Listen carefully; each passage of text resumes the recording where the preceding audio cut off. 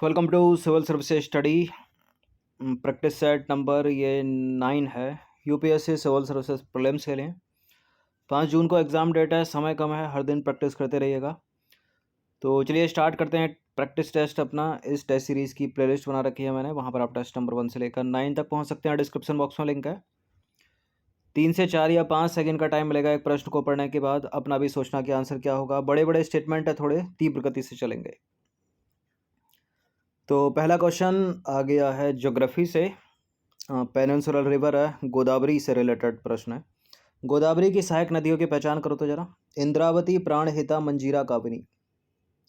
ये गोदावरी की सहायक नदियाँ कृष्णा की, कावेरी की, नर्मदा, ब्रह्मपुत्र, ठीक है, गंगा,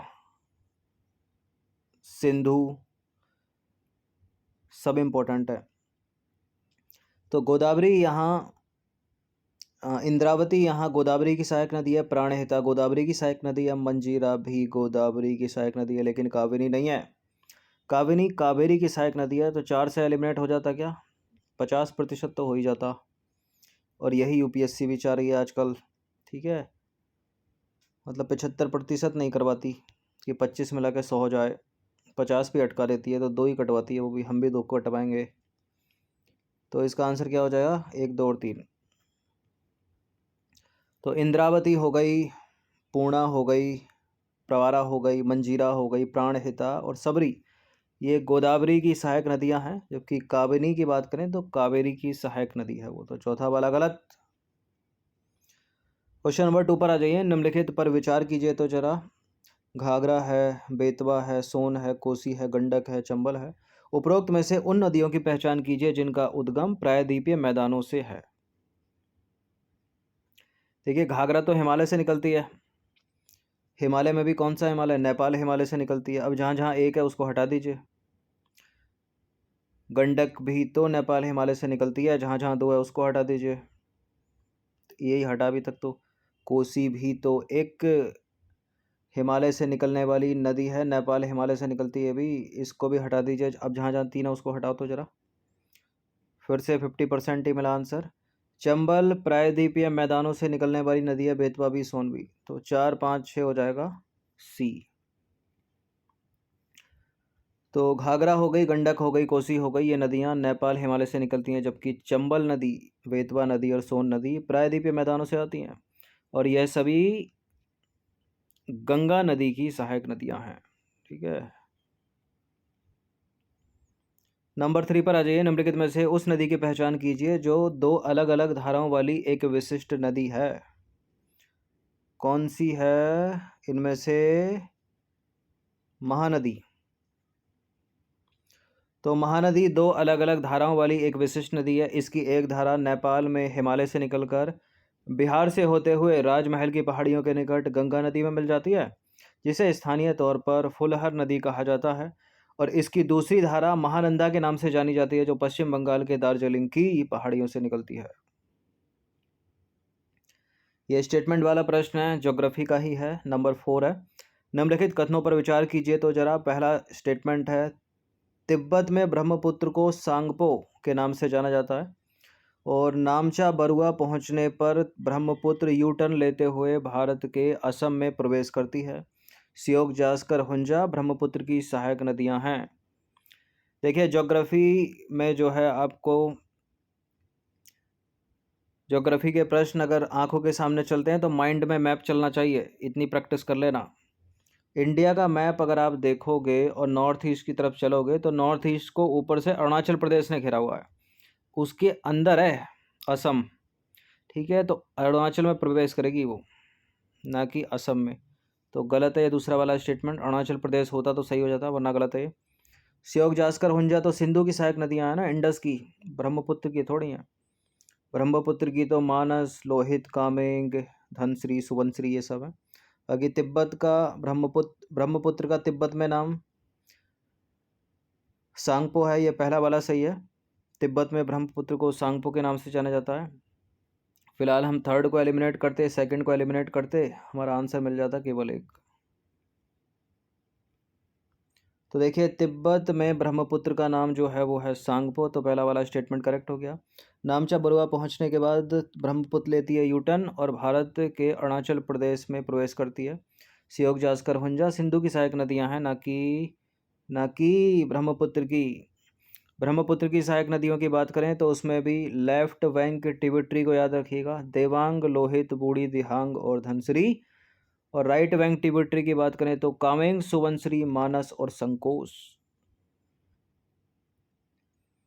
नंबर 5 पर आ जाइए। ग्रामीण बस्तियां अपनी आजीविका और मूलभूत आर्थिक आवश्यकताओं के लिए भूमि आधारित प्राथमिक गतिविधियों पर निर्भर होती हैं। केवल शहरी निवासियों को वस्तुएं और सेवाएं प्रदान करने की दृष्टि से शहर आर्थिक गतिविधियों के केंद्र बिंदु होते हैं। ऐसा तो नहीं है भाई, ऐसा तो नहीं है, क्या कर दिया ये, ऐसा तो नहीं है, दूसरा वाला गलत है। ठीक है, तो पहला वाला करेक्ट है, तो केवल एक ही इसका आंसर होगा। तो देखिए प्राथमिक व्यवसाय, व्यापक भूमि उपयोग, पैटर्न, कम जनघनत्व, परिवहन और संचार के धीमे और पुराने साधन, कम आर्थिक विकास, पारंपरिक जीवन शैली, आपसी सहयोग की भावना और कम प्रदूषित पर्यावरण ग्रामीण बस्तियों की विशेषताएं हैं। ग्रामीण बस्तियों को 4 भागों में विभाजित किया जा सकता है। कौन कौन सी हैं? क्लस्टर, समुचित या केंद्रक रूप में, अर्ध क्लस्टर या बिखरी हुई, उप ग्रामीण और पृथक बस्तियां। देखिए जो शहर हैं वो आर्थिक विकास के केंद्र के रूप में काम करते हैं, ये बात तो सत्य है। शहर ना केवल शहरी निवासियों बल्कि ग्रामीण लोगों को भी, इसलिए गलत है दूसरा स्टेटमेंट, ग्रामीण लोगों को भी खाद्य पदार्थों तथा कच्चे माल के बदले वस्तुओं और सेवाओं की आपूर्ति करते हैं। ग्रामीणों का शहरी क्षेत्रों से यह संबंध परिवहन और संचार के साधनों के कारण जो है बना रहता है।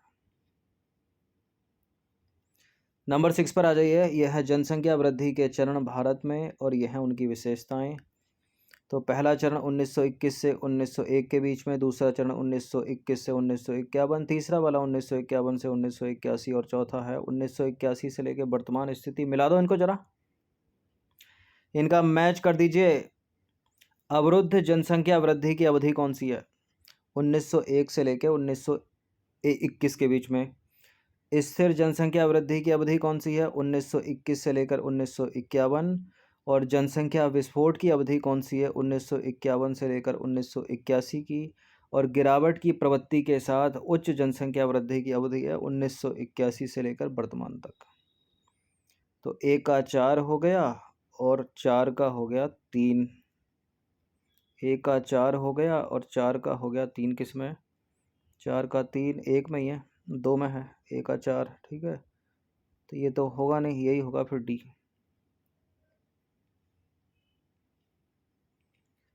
चलिए क्वेश्चन नंबर 7 आ गया, करंट से रिलेटेड। गगनयान परियोजना के संदर्भ में विचार करना है।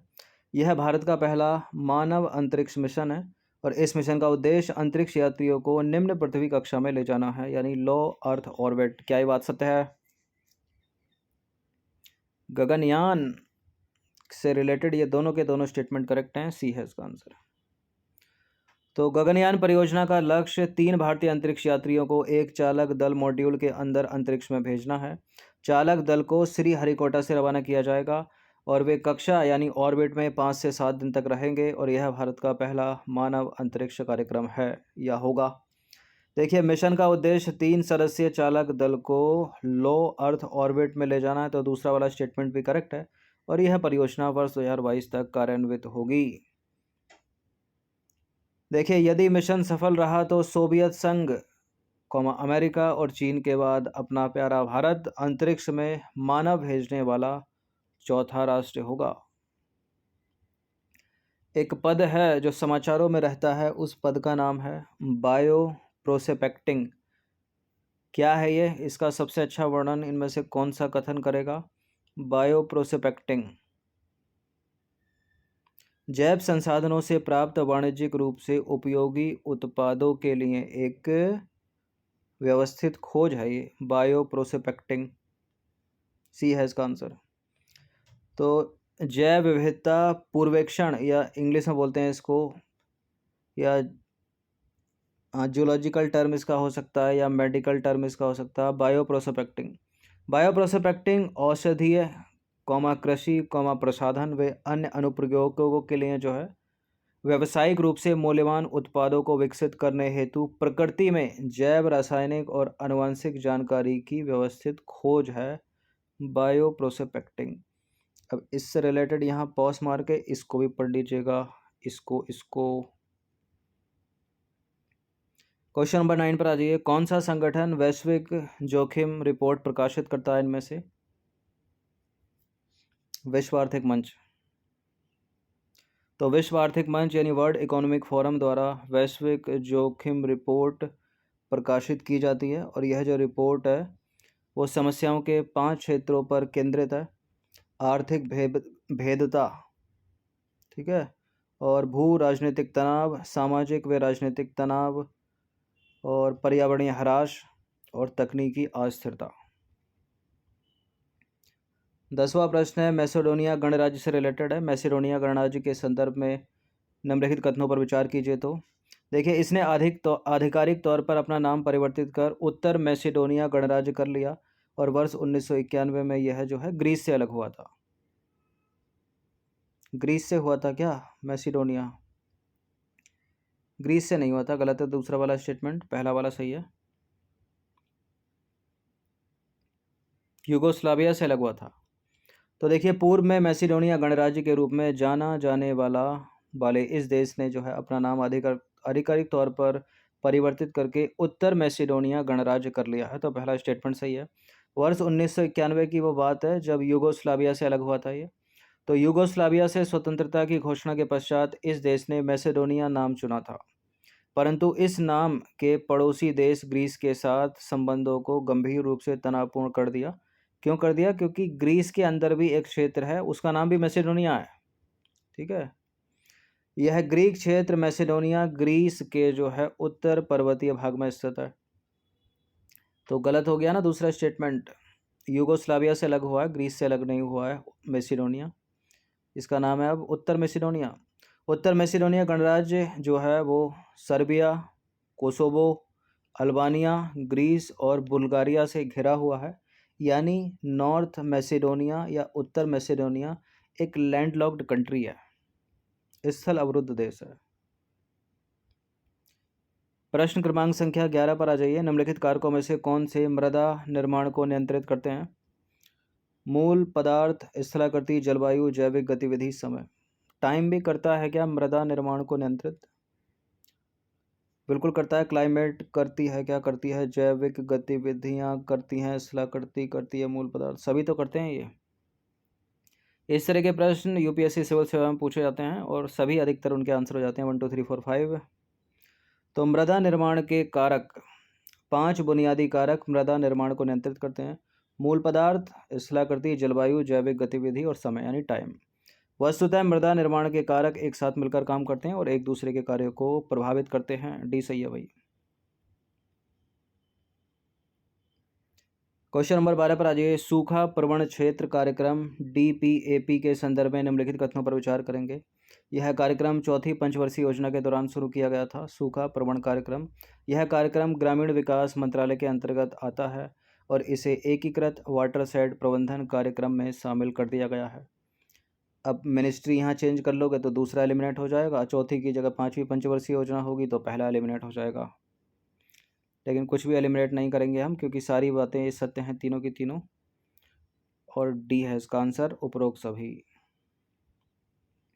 तो सूखा प्रवण क्षेत्र कार्यक्रम की शुरुआत चौथी पंचवर्षीय योजना के दौरान, वो समय है 1973 से 74 में, ठीक है। सूखा प्रवण क्षेत्रों में लोगों को रोजगार प्रदान करने के लिए और उत्पादक संपत्तियां बनाने के उद्देश्य से की गई थी, पहला करेक्ट है। और यह कार्यक्रम भूमि संसाधन विभाग यानी ग्रामीण विकास मंत्रालय के अंतर्गत काम करता है, दूसरा वाला भी सही है और तीसरा वाला भी सही है, ठीक है, थर्ड वाला भी सही है।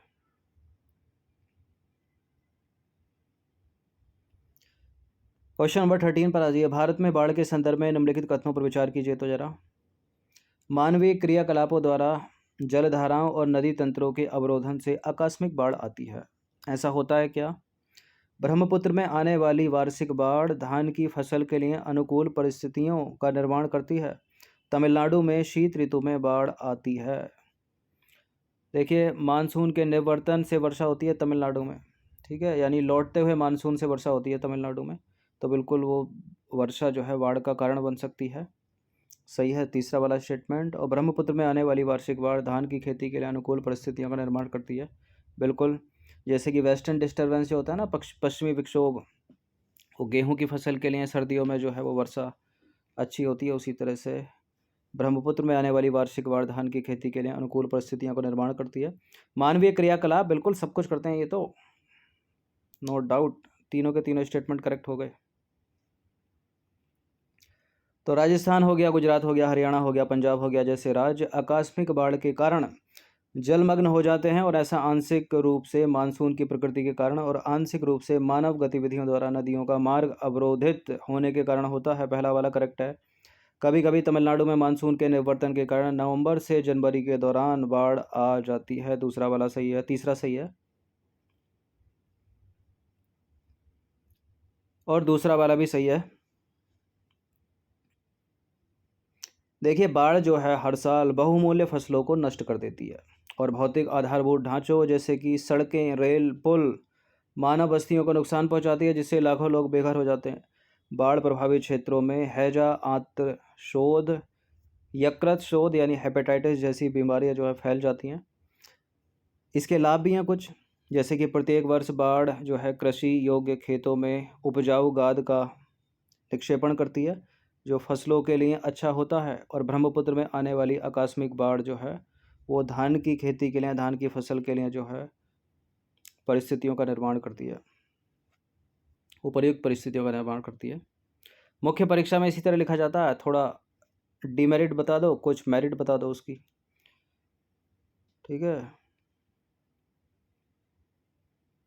नंबर 14 पर आ जाइए। पेडोकल मृदा के संदर्भ में विचार करना है। यह मृदा शुष्क, अर्धशुष्क तथा अर्धनम क्षेत्रों में पाई जाती है, और इसमें मुख्य रूप से कैल्शियम तथा खनिज विद्यमान होते हैं।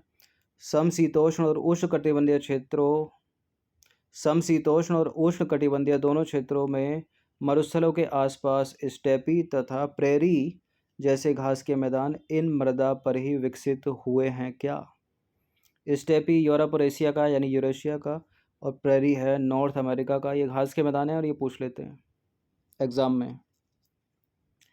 फिलहाल ये तीनों के तीनों करेक्ट हैं एकदम, और डी है इसका आंसर। तो देखिए मारबूत जो कि एक मनुष्य है, उन्होंने मृदा को उनकी विशेषताओं के आधार पर दो व्यापक वर्गों में या समूहों में वर्गीकृत किया। एक है पेडोकल और दूसरी है पेडल्फर। पेडोकल माने पेडोकल यानी शुष्क और अर्धशुष्क क्षेत्रों में पाई जाने वाली मिट्टी, भूमि या मृदा, और पेडल्फर है आर्द्र क्षेत्रों की मिट्टी, भूमि या मृदा। पेडोकल को पहले देखो, तो पेडोकल जो है वो लैटिन शब्द कैल्सिस या कैल्कस के साथ ग्रीक शब्द पीडो, यानी पीडो का मतलब है जमीन, उसके संयोजन से बना है, ठीक है। पेडोकल, कैल्कस का मतलब होता है चूना। देखिए इन मृदाओं की संरचना में कैल्शियम और मैग्नीशियम के कार्बोनेट की उपस्थिति होती है, और इनमें जैव पदार्थ जो है वो बहुत कम होते हैं। पेडोकल मृदाएं वहाँ बनती हैं जहाँ सामान्य रूप से घास और झाड़ियाँ पाई जाती हैं, और सामान्यतः उष्णकटिबंधीय अक्षांशों और समशीतोष्ण अक्षांश में यह मृदा उपजाऊ होती है। और इस प्रकार यूरेशिया में स्टेपी और उत्तर अमेरिका में प्रेरी जैसे बड़े बड़े समशीतोष्ण घास के मैदान जो है निर्मित हुए हैं। इससे 65 सेंटीमीटर से कम वर्षा के साथ जलवायु शुष्क है, और कम बारिश के साथ कम रासायनिक अपक्षय होता है, और कम कार्बनिक पदार्थ होते हैं, और मिट्टी थोड़ी जो है कम उपजाऊ होती है। ये पेडल्फर की बात करें तो आर्द्र क्षेत्रों की मिट्टी या भूमि है वो, और लैटिन शब्द एल्यूमेन और फेरम, फेरम का मतलब होता है एल्यूमिनियम और लोहा, तथा ग्रीक शब्द पीडो, पीडो का मतलब होता है जमीन, उसके संयोजन से बना शब्द है ये पेडल्फर। देखिए इसमें चूने के कार्बोनेट की अनुपस्थिति और सामान्यतः लोहा एवं एल्युमिनियम तत्वों का जो है एकत्रीकरण होता है किसमें? पेडल्फर में। तो उम्मीद है बात समझ में आ गई होगी। क्वेश्चन नंबर 15 पर आ जाइए, अंतिम प्रश्न है ये। गहन कृषि क्षेत्रों में उपजाऊ जलोढ़ मृदा लवणीय मृदा में परिवर्तित हो रही है। इस संदर्भ में नीचे कुछ स्टेटमेंट है, बताना कि इनमें से कौन सा करेक्ट होगा। देखिए, शुष्क जलवायु वाली मृदाओं में अत्यधिक सिंचाई केशिका क्रिया को बढ़ावा देती है। केशिका क्रिया यूपीएससी की फेवरेट है। पिछले 7 वर्षों में 2-3 बार सवाल बनाए, जिसके परिणाम स्वरूप मृदा में जो है नमक जमा हो जाता है। लवणता की समस्या के समाधान के लिए किसानों को जिप्सम का प्रयोग करने की सलाह दी जाती है खेतों में। जिप्सम या चूना पत्थर? सही है, जिप्सम। तो 2 स्टेटमेंट थे, दोनों के दोनों करेक्ट हो गए, तो सी है इसका आंसर। तो देखिए, लवणीय मृदा को ऊसर मृदा के नाम से भी जाना जाता है, क्योंकि लवणीय मृदा में भारी मात्रा में सोडियम, पोटेशियम और मैग्नीशियम पाए जाने के कारण यह अनुर्वर होती है। और ये तीनों के तीनों मृदा के सूक्ष्म पोषक तत्व हैं। सूक्ष्म पोषक तत्व हैं, पौधों को आवश्यकता तो है नहीं, इनकी कम मात्रा में आवश्यकता होनी चाहिए। ठीक है, मुख्य होते तो मुख्य कौन कौन से हैं? Nitrogen, phosphorus, potassium. अब किसी प्रकार की वनस्पति के लिए तो उपयुक्त हो ही नहीं फिर ये लवणीय मृदा। अत्यधिक सिंचाई वाले गहन कृषि क्षेत्रों में जो है उपजाऊ जलोढ़ मृदाएं लवणीय होती जा रही हैं, विशेष रूप से हरित क्रांति वाले क्षेत्रों में। और शुष्क जलवायु वाली मृदाओं में अत्यधिक सिंचाई जो है केशिका क्रिया को बढ़ावा देती है। परिणाम स्वरूप मिट्टी यानी मृदा की सबसे ऊपरी परत में नमक जमा हो जाता है। तो पहला वाला करेक्ट हो गया। और मृदा की निचली सतह में जमा नमक जो है सतह पर आ जाता है और इसकी उर्वरता को नष्ट कर देता है। जैविक खाद की अनुपस्थिति में जो है रासायनिक उर्वरक भी मिट्टी के लिए हानिकारक हैं। लंबे समय तक मिट्टी में पर्याप्त रूप से ह्यूमस की कमी के कारण रसायन जो है इसे कठोर बना देते हैं इसे किसे, मिट्टी को, और इसकी उर्वरता को कम कर देते हैं। ऐसे क्षेत्रों विशेष रूप से पंजाब और हरियाणा में मृदा की लवणता की समस्या को हल करने के लिए किसानों को खेतों में जिप्सम का प्रयोग करने की सलाह दी जाती है। सारे स्टेटमेंट सही हैं अपने, सारे क्या, 2 ही तो थे। तो इम्पोर्टेंट है ये प्रश्न सारे और एक्सप्लेनेशन भी, और यूपीपीएससी वाले भी इस टेस्ट से प्रैक्टिस करते रहिएगा। तो 15 प्रश्न थे, इनकी प्रैक्टिस 1 से 2 बार कर लीजिएगा। धन्यवाद।